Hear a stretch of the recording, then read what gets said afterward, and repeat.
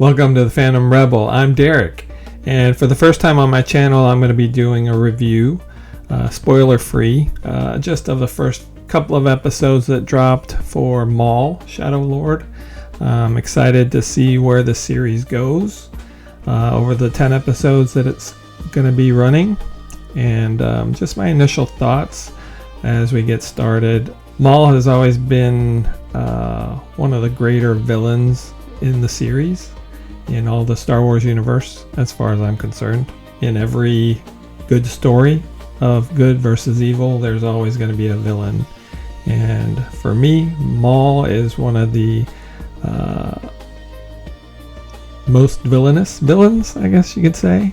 And he's the epitome of evil, just by the look that he has, and also the ruthlessness that he has. Just the tenacity that he showed in fighting Obi-Wan and Qui-Gon and defeating Qui-Gon, and then dying the way he did, as at the time we thought, and for him to come back from that and wreak all this havoc all these years later is pretty epic.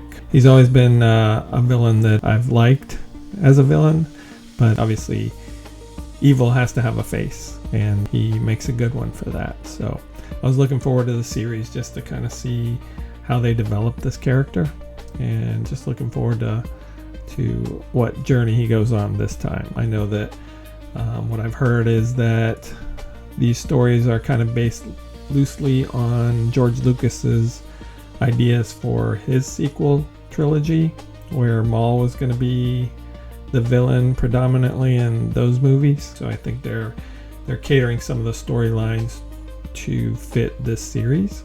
So this is where I guess we're going to explore him becoming a Sith master, where he's going to take an apprentice, which I believe is going to be the Twi'lek in this series named Devon. I mean, it's pretty obvious, but I guess we'll see. Just from the initial viewing, the series really feels like a Star Wars series finally, after all these years of just the less than stellar stuff that's been coming out. I'm really feeling like this might be a turn in the right direction for the series and for the whole franchise. So I'm really looking forward to that. I'm a long-time fan, since obviously I was like 10 years old, 8 years old when it first came out. Just seeing the valley that it's been in for a little bit now.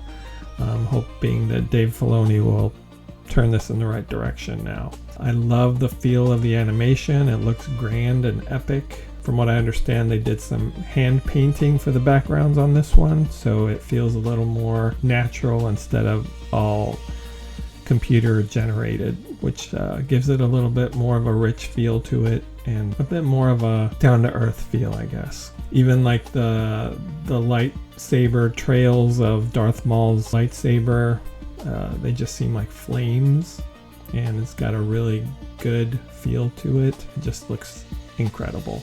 Even the title graphic of the show, where it just looks like it's on fire, and then the embers get scratched, and then the embers start flying all over the screen. It's just such a well done title animation. The music stands out to me, just sounds like Star Wars. I mean, it's not John Williams, but it is pretty close in the feel for it.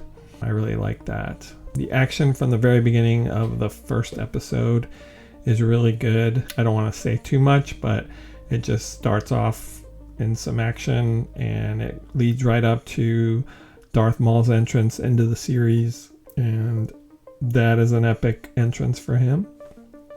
So it is very well done. I can already tell that the series is going to be a little dark in its feel, because in these first couple of episodes there's already some scenes where Maul doesn't pull punches, let's say. So he's pretty violent, and it's pretty cool the way he's doing things. And other than one scene where he could have done something, but he didn't do it, so I'll leave it at that.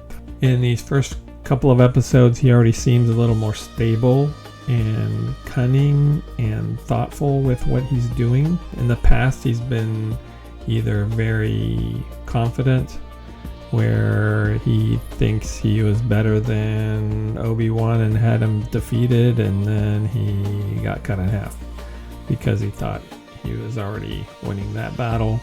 And then he kind of went crazy when he had his spider legs, and he was very insane at that point. And he's definitely come back and become a more thoughtful villain, and it's pretty good to see him evolving in this way.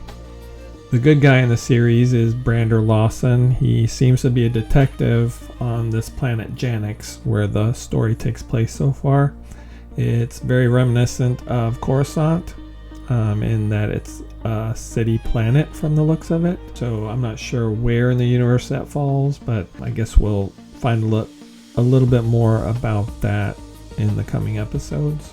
The young Twi'lek, whose name is Devin Izara, is the potential apprentice for Maul in the series, and she seems a little bit troubled right now, like she's ready to jump ship from being a Jedi survivor, and I'm pretty sure that's what's going to happen, is she'll fall for whatever bait Maul has for her, and then we'll see what happens at that point. Her master is Iko Diodaki, and he's some kind of alien, but so far he is pretty interesting to me. He looks very reserved but powerful, and I can't wait to see how they develop that character, and I look forward to seeing what his history is and how they survived Order 66. So I'm hopeful that he's a good character. I don't know what his fate will be in the series, but I like him so far. There's several other characters already set up that I am looking forward to learning more about as we go through the series. There's a couple of aliens that are fellow criminals to Maul in the series that are pretty interesting already. Also, there are some droids that are really catching my eye. There's a little evil droid in the show that is pretty funny and has a lot of good scenes so far. And then there's a police droid that has been pretty funny in some points, and really like how they're interjecting humor in this one, kind of like they have in the past, but in the first couple of episodes it's actually hitting like it used to, where it's just kind of tongue-in-cheek or just a subtle funny line here or there. Overall, I think this is a really good start for the series, and I'm looking forward to seeing what direction it goes in. I can't wait to see how they use the light and dark side in this storyline. I hope to do some more reviews on this show as the episodes come out, and give you a little more reaction and more in-depth reviews coming up. So looking forward to this journey with you. Hope you'll join me. And until then, remember, the best stories always point beyond themselves. Until next time.